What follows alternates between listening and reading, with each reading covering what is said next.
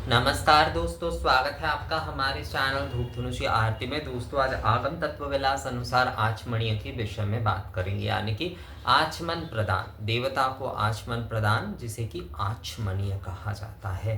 तो ये आचमन प्रदान यानी आचमनीय के विषय में आगम तत्व विलास में क्या कहा गया है।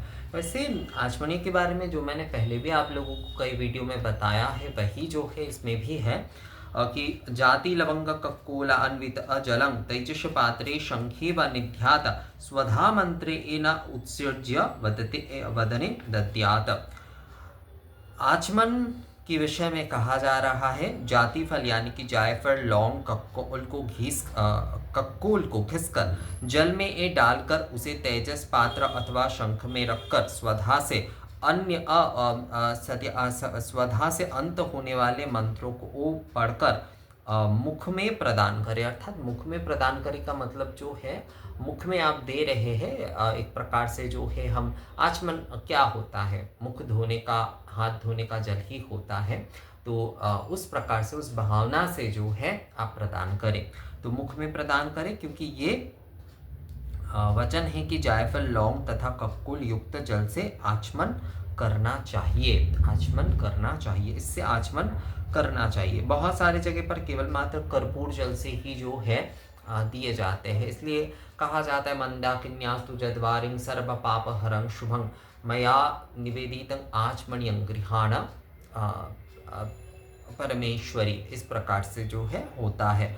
और एक मंत्र और भी होता है कि मंद्याकिन्यास्तु जद्वारी कर्पूरेण सुवासितम। तो जो आचमनीय जब प्रदान किए जाते हैं उसमें मूलतः सुगंध वाले जल से ही जो है आचमनीय प्रदान करना चाहिए। तो उसमें जाति फल लौंग कक्कोल को घिसकर जल में डालकर उसे तेजस पात्र अथवा शंख में रखकर, शंख में आप रख सकते हैं, जो जल शंख होता है उसमें आप रख सकते हैं, और मतलब शंख में आप रख सकते हैं, या फिर किसी तेजस पात्र में, चाहे वो एक कटोरी में आप रख सकते हैं, पीतल के कटोरी में रख सकते हैं आप, जो है एक जो कि कलश छोटा वाला उसमें आप रख सकते हैं। तो इसमें रखते हुए जो है आपको वो स्वधा मंत्र से, स्वधा से ए अंत होने वाले मंत्र से, असल में ये स्वधा से अंत होने वाले मंत्र का मतलब होता है, खासकर तंत्रोक्त पूजा में जो है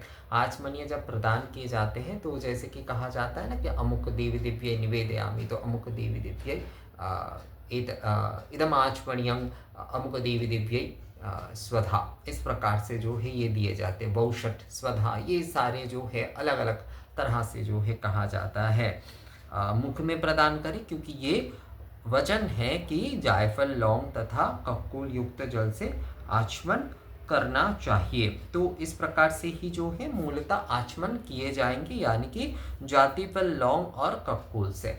तो जायफल, बहुत सारे लोग मुझे कहते हैं कि दादा क्या जायफल केवल मात्र जो है देकर हम आचमन करा सकते हैं? हाँ, करा सकते हैं, कोई समस्या उसमें नहीं है।